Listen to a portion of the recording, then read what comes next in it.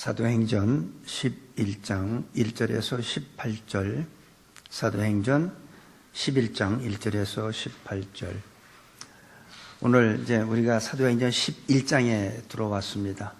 지난 10장에서는 이제 고넬료 백부장 가정에서 일어난 일과 베드로를 불러다가 하나님의 말씀을 듣고 그들이 성령의 충만함을 받는 사건이 있었습니다.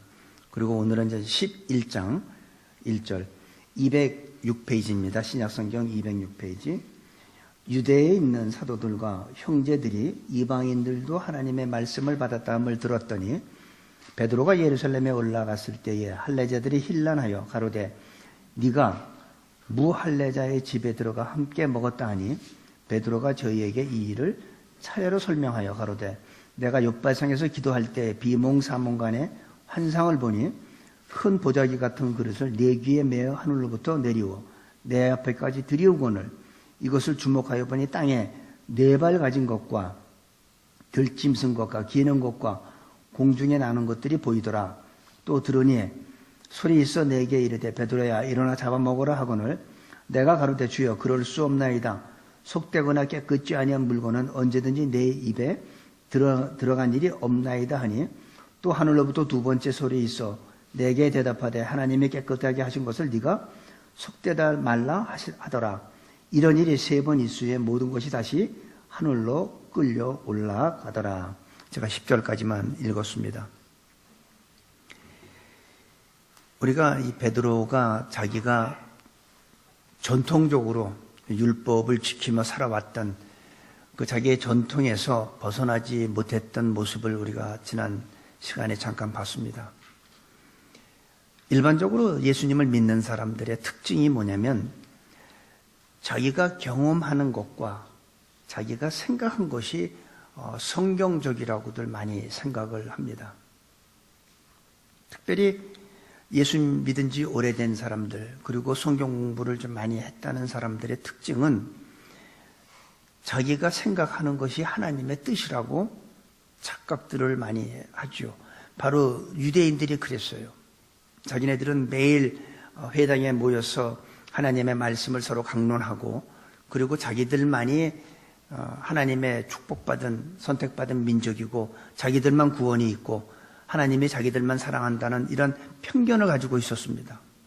그런데 하나님께서 베드로 기도 중에 환상 중에 하늘로부터 보자기 같은 그 안에 많은 짐승들이 담겨 있었고 하나님은 베드로한테 그것을 잡아먹으라고 했지만 베드로는 거절했습니다. 왜냐하면 그건 율법에서 먹지 말라는 짐승이었기 때문에 그거를 거절했는데 그런 일이 3번 있은 후에 성령께서 말씀을 하셔서 베드로가 깨달은 게 뭐냐면 하나님은 사람을 외모로 취하시는 것이 아니구나.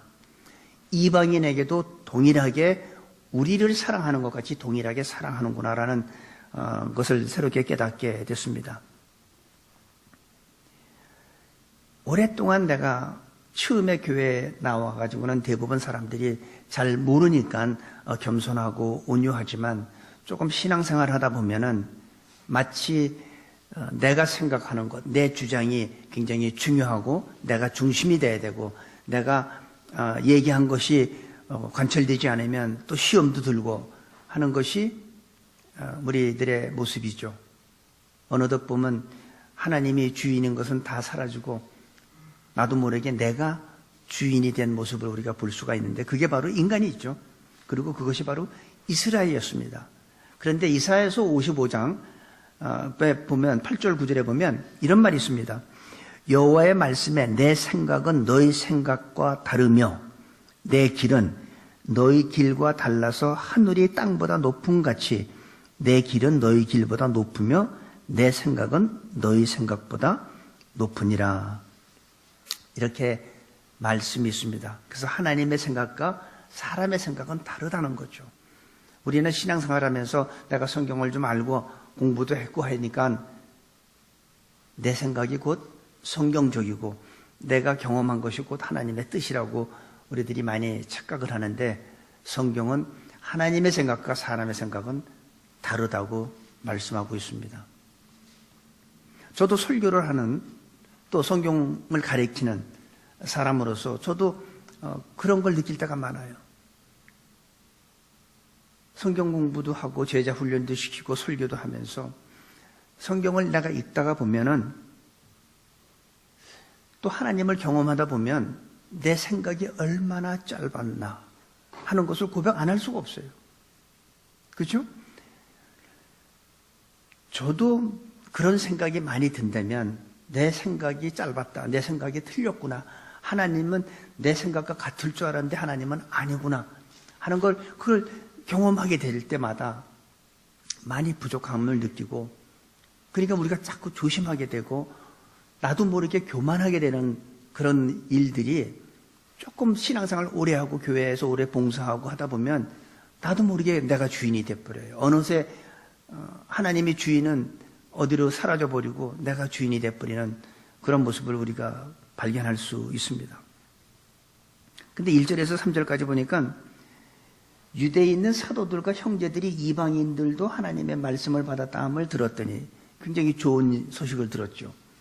그런데 2절에 보니까 베드로가 예루살렘에 올라갔을 때에 할례자들이 힐난하여, 거기 할례자들은 유대인들이죠. 유대인들이 베드로를 지금 공격합니다. 힐난합니다. 그 이유가 뭐냐면 3절에 가로되 네가 무할례의 집에 들어가 함께 먹었다 하니, 어떻게 네가 하나님의 말씀인 율법을 어기고 이방인의 집에 들어가서 함께 식사할 수 있느냐, 그거는 말도 안 되는 일인데 하고 지금 베드로를 공격합니다. 근데 이것이 유대인들의 베드로한테 공격하는 이 문제는 사실은 얼마 전만 해도 10장에 가보면 베드로도 이 문제를, 똑같은 문제를 가지고 있었어요. 자기도 하나님이 깨끗게 한 것을 네가 왜 속되게 하느냐 했지만 베드로도 절대 그럴 수 없습니다. 베드로도 바로 똑같은 문제를 가지고 있었던 그런 사건입니다. 지금 유대인들뿐만 아니라. 그런데 베드로가 깨닫는 게 뭐냐면 하나님은 이방인들도 자기와 동일하게 사랑한다는 걸 새롭게 깨달은 거죠. 얼마 전까지는 베드로도 동일한 문제가 있었지만은 지금 이 유대인들은 하나님의 그 뜻을 모르는 거죠. 하나님의 마음을 모르는 거죠. 그러니까 유대인들이 베드로를 좀 공격하는데 베드로의 그 대처하는 모습을 우리가 참 중요하게 우리가 좀 봐야 됩니다. 베드로는 3번씩이나 하나님께서 기도 가운데 환상 중에 3번씩이나 보여준 그것을 깨닫고 성령께서 내가 보낸 자들이니까 가라 해가지고 고넬료 집에 가서 복음을 전하는 그 내용을 지금 자세하게 설명을 합니다. 근데 유대인들은 하나님의 은혜를 지금 잃어버린 거예요. 하나님이 아브라함을 택했죠. 아브라함을 택하고 믿음의 조상으로 삼았습니다. 그리고 아브라함의 그 자손들에 대해서 축복해 주시겠다고 하나님이 약속을 해 주셨어요. 근데 아브라함이라는 사람이 누군가요? 그도 하나님이 선택하기 전에는 갈대아 우르에 사는 여러 이방인 중에 한 사람이었어요. 그도 역시 우상을 섬겼던 그런 사람이었어요. 근데 하나님이 일방적으로 아브라함을 택한 것 뿐이죠. 그 하나님의 은혜였습니다. 그런데 이스라엘은 그 은혜를 잃어버린 거예요. 우리가 예수 믿고 구원받았잖아요. 이게 하나님의 은혜 아닙니까? 똑같은 거예요. 이스라엘은 아브라함이 특별한 게 아니라 그냥 전에는 이방인 중에 하나였지만 그 중에 하나인 이 아브라함을 선택한 것 뿐입니다. 그러니까 하나님의 은혜예요. 자기네가 특별하게 무슨 자만심 가져도 안 되고 자기네만이 구원이 있고 자기네만이 하나님의 자녀가 될 수 있는 그런 건 아니라는 거죠. 그러니까 잘못된 생각 가지고 이렇게 비판하고 편견을 갖고 있는 이스라엘을 볼 수가 있습니다. 근데 베드로 모습에서 우리가 좀 배워야 될 게 뭐냐면 자기가 갖고 있던 그 편견이 보니까 하나님의 말씀을 듣고 하나님이 주시는 환상을 보니까 이게 아니구나 하고 깨달았을 때 즉시 바꾸는 거죠. 즉시 수정하는 거죠. 우리들도 그래야 됩니다. 내가 아무리 주장하는 것이 내 생각에 이게 옳은 것 같고 내가 지금까지 신앙생활하고 내가 교회 생활을 오랫동안 봉사하다 보니까 이게 옳은 줄 알았는데 하나님의 말씀을 읽다 보니까 이게 아니다. 그러면 어떻게 돼요? 억지 부리지 말라는 거죠. 즉시 우리도 수정해야 된다는 거죠. 우리도 바꿔야 된다는 거죠. 제사 지내지 말라? 그럼 지내지 말아야죠. 왜 그거 가지고 떠나고 하나님 앞에 잘못된 걸 자기가 깨달았으면 돌아오면 돼요. 절대로 잘못된 걸 가지고 이렇게 억지 부리고 따지고 그런 걸 하지 말아야 된다는 겁니다. 대부분 우리는 신앙생활 하다 보면 너무 주장하는 게 많고 따지는 게 많고 말이 많고 하는데 그럴 필요 없어요. 내 주장이 맞나 틀리나 우리가 어떻게 알 수 있을까요? 성경을 보면 나오죠. 성경은 하나님의 뜻과 하나님의 그 말씀이 기록되어 있는 책이니까 아까 우리 최승미 집사님 간증한 것 같이 성경에 다 나와 있어요. 내가 주장하는 게 옳은지 틀리는지 어떻게 알 수 있어요? 성경. 그래서 우리는 성경을 꾸준히 읽어야 돼요. 꾸준히 우리는 성경을 알아야 돼요. 성경을 모르면 내 생각대로 내 뜻대로 우리는 신앙생활하면서 이게 하나님의 뜻이고 성경적으로 자기가 신앙생활 잘한다고 착각들을 하는 겁니다. 저는 우리 새누리교회 성도님들이 성경을 열심히 읽길 바랍니다. 따지기 좋아하는 사람들은 왜 그런지 아세요?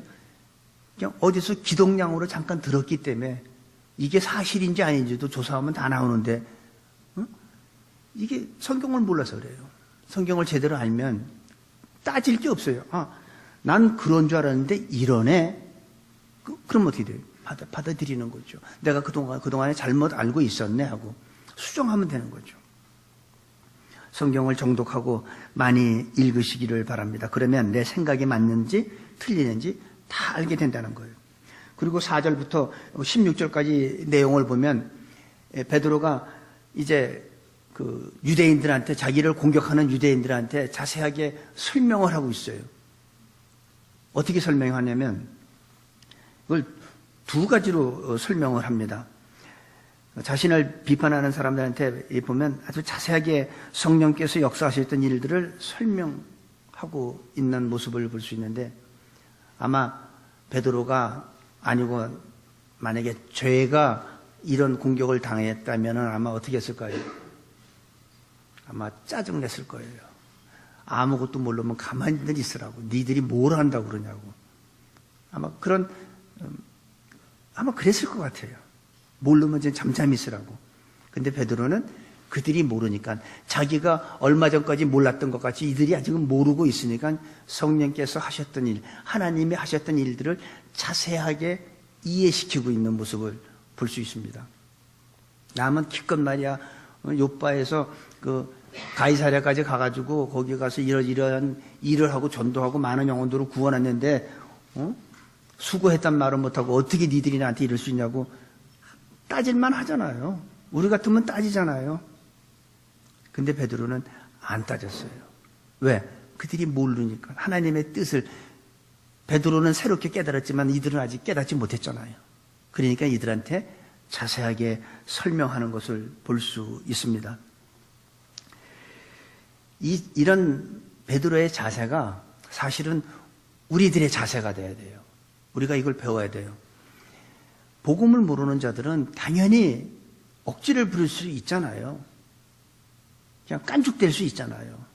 그럴 때 우리는 베드로와 같이 그들이 이해를 못하면 참고 침착하게 그들이 이해할 수 있도록 설명을 해주는 우리들의 자세가 돼야 된다는 겁니다. 우리들은 그런 영적 자세를 가져야지 상대방이 자꾸 이상하게 자꾸 깐죽거리고 자꾸 딴 얘기하고 그런 화가 난다고 아유 간두셔 하고선 나오면 안 된다는 거죠. 베드로 같이 이해될 때까지 침착하게 하나하나 차근차근 설명해 갈 필요가 있다는 겁니다. 우리가 전도할 때 그렇게 해야 돼요. 그렇지 않으면 우리가 감정적으로 대하다 보면 그 영혼은 잃어버린 영혼이 되는 거죠. 오늘 베드로는 화를 내거나 조급해하지 않고 자기가 겪었던 일들을 두 가지로 설명하는데 5절부터 10절까지는 자기가 기도 가운데 환상을 본 걸 얘기를 합니다. 5절부터 10절까지는 그런 일이 3번 있었다. 그 안에는 이러한 짐승들이 있었는데 내가 그거를 난 거절했다. 먹지 못한다고. 근데 그런 일이 3번 있고 내가 깨끗게 한 것을 네가 왜 속되다 하느냐. 그런 얘기를 하고 그 다음부터 두 번째로는 무슨 11절부터 16절까지는 자기가 고넬료 가정에서 온 그 사람들을 만나서 같이 고넬료의 가정에 갔고 거기서 자기가 복음을 전하는데 성령께서 그들에게도 우리와 동일하게 성령이 임하는 사건을 지금 얘기를 해주고 있습니다. 그래서 자기하고 같이 갔던 사람들에게 하나님께서 저들에게 성령으로 저렇게 물 붓듯이 부어주는데 우리가 물로 침대주는 것을 누가 막을 수 있겠느냐 한 그 내용을 16절까지 이렇게 설명을 합니다. 그리고 이제 17절에 그런즉 하나님이 우리가 주 예수 그리스도를 믿을 때 주신 것과 같은 선물을 저희에게도 주셨으니 내가 누구간데 하나님을 능히 막겠느냐 하더라. 자기가 오순절날 자기네들이 성령 선물로 받은 거잖아요. 자기네가 무슨 노력했나요? 그런데 동일하게 이방인들에게도 동일하게 우리한테 임했던 것 같이 동일하게 성령이 임하는데 내가 누구간데 감히 하나님의 일을 하시는 것을 막을 수가 있겠냐 하는 겁니다. 너희들 같으면 막겠냐 이거죠. 가서 여기 같이 나하고 동행했던 이 사람들이 다 봤는데 그냥 이방인들에게도 우리하고 똑같이 하나님의 능력이 임하고 성령이 임하고 그들이 방언하고 그랬다. 하나님을 높이고. 그러면 그걸 내가 누구인데 감히 하나님이 하시는 일을 내가 막을 수 있어? 너희들은 막을 수 있을 것 같아? 그런 얘기를 쭉 설명을 하는 내용입니다. 그래요. 하나님이 하시는 일을 누가 막을 수 있겠습니까? 우리의 생각과 하나님의 생각은 다르잖아요.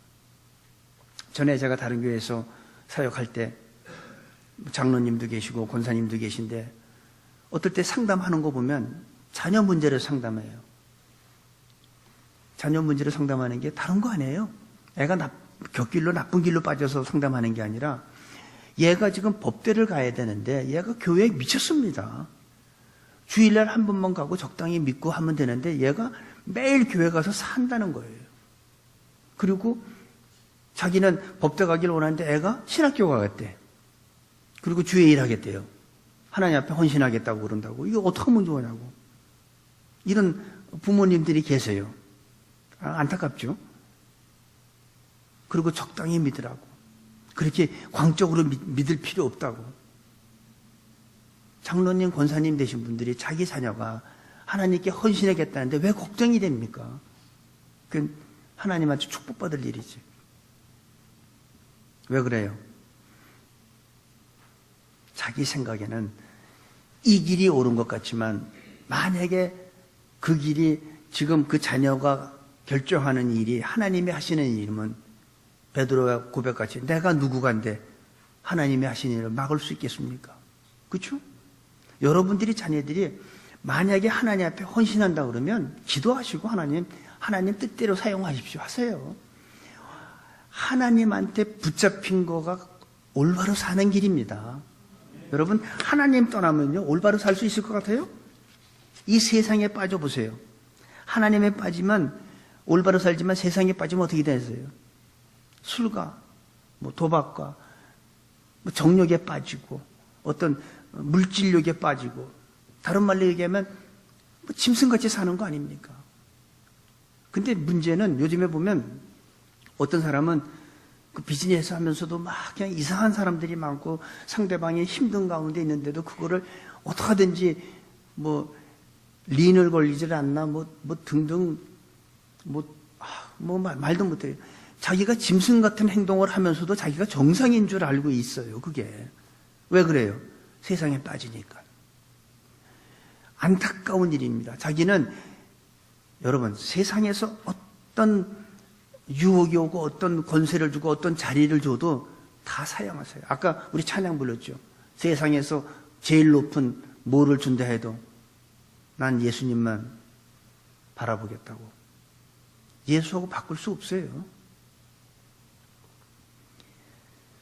우리도 그렇고 우리의 자녀들도 그렇고 하나님한테 빠지면 바로 그게 올바로 사는 길이고 그게 바로 축복받는 길이고 그게 바로 성공하는 길입니다. 여러분들 마음속에 우리 애는 변호사가 돼야 되고 우리 애는 의사가 돼야 되고 그건 여러분 생각일지 모르지만 하나님께서 그 길로 인도해 주실 수도 있고 또 하나님께서 특별하게 마리아를 택해서 예수님의 탄생하게 한 동정녀로 삼은 것 같이 여러분 자녀 중에 누구를 하나님께서 쓰시겠다 하면 막지 마세요. 내가 누구건데 하나님이 하신 일을 막으시겠습니까? 못 막죠. 그 길을 열어줘야죠. 그 길이 바로 저는 온동케 사는 거라고 생각합니다. 저는 이 세상을 보면은 참 놀랄 일들이 많아요. 정말 짐승도 그렇게 안 살 텐데 그렇게 살면서 자기는 지극히 정상인 줄 알아요. 자기는 똑똑하게 사는 줄 알아요. 그렇진 않습니다. 이 집 앞에 길 건너에다 똑같은 비즈니스 세워놓고 말이지. 이 집 죽이면서. 그게 짐승들이 하는 거죠. 양육강식 아닙니까? 그게 어디 사람이 할 일이에요. 짐승이 하는 일이지. 그런데도 자기는 정상으로 착각하고 살아가는 게 세상입니다. 18절 보겠습니다. 저희가 이 말을 듣고 잠잠하여. 이게 참 중요한 거예요. 잠잠하여. 하나님께 영광을 노력하려되 그러면 하나님께서 이방인에게도 생명 얻는 회개를 주셨도다 하니라.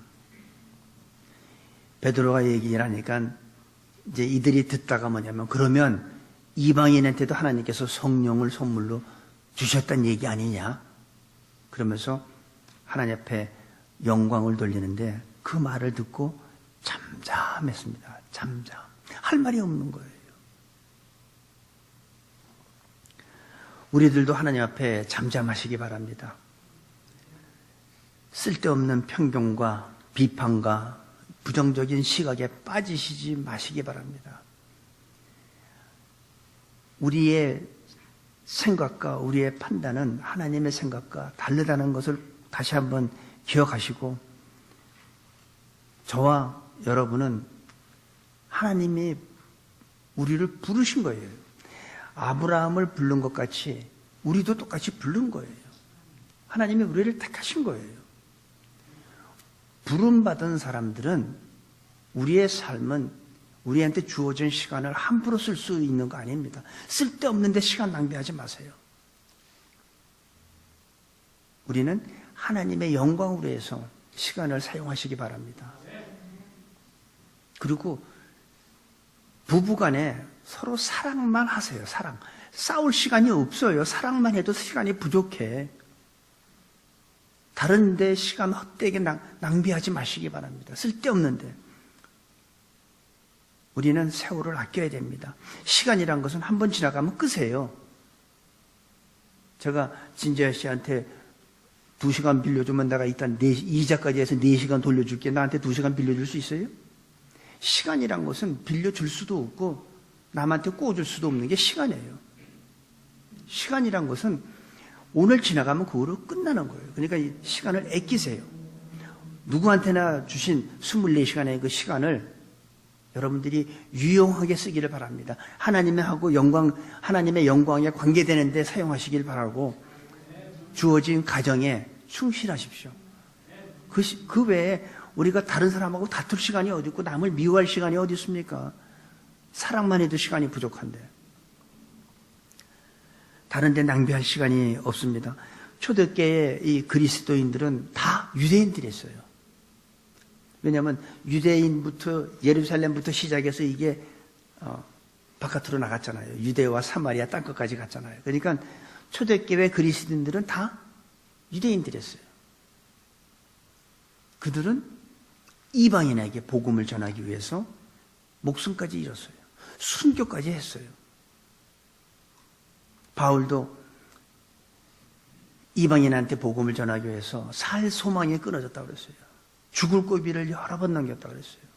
많은 사람들이 순교를 했습니다. 누구 때문에? 이방인들 때문에. 이방인들한테 복음을 전하기 위해서. 하나님의 그 사랑을, 하나님의 뜻을 새롭게 깨닫고 나니까 우리만 구원받아서 될 문제가 아니구나. 하나님은 이방인에게도 우리와 동일하게 사랑하시는구나 깨닫고 나니까 복음이 이제 자꾸 흘러나가는 거예요. 이방인에게 자꾸 가는 거예요. 그러면 요즘 사는 우리는 어떻게 해야 될까요? 우리도 두 가지 목적을 가지고 살아야 된다고 봅니다. 첫째는 계속해서 예수님을 모르는 이방인들한테 우리는 계속 복음 들고 전도해야죠. 그리고 두 번째는 초대교회의 그 유대인들이 이방인을 위해서 희생한 것 같이 우리도 아직도 예수님을 거부하는 이스라엘 사람들한테 우리도 복음 전하는 사명 가져야 된다고 저는 봐요. 그게 하나님의 뜻이라고 저는 생각을 합니다. 이 두 가지 목적을 가지고 우리는 남은 삶 살기 바랍니다. 어떻게든지 그들이 목숨 걸고 전해준 복음, 그 복음 듣고 우리가 구원받고 하나님의 자녀가 됐는데 이제는 우리가 다시 그들에게 복음을 전해야죠. 예수 증거해야죠. 그들도 구원받게 해야죠. 그들이 초대교회 그 사람들이 이방인들을 위해서 영적 부담을 가졌다면 이제는 우리가 이스라엘 사람들을 위해서 영적 부담을 갖고 이스라엘 민족들이 예수님을 거부하는 게 아니라 예수님을 믿고 그들도 같이 구원받는 그런 영적 부담감이 우리 새누리교회 여러분 모두에게 오늘 이 시간부터 거룩한 욕심을 내고 영적 부담을 갖게 되시기를 간절히 축복합니다. 살아계신 아버지 하나님 영광을 돌립니다. 우리들을 구원하여 주심을 너무나 감사합니다. 복음을 거부하고 있는 유대인들에게도 나가서 복음을 전하게 하시고 그들이 예수님을 영접할 수 있도록 그들의 마음도 주장하여 주시옵소서. 시간을 아끼길 원합니다.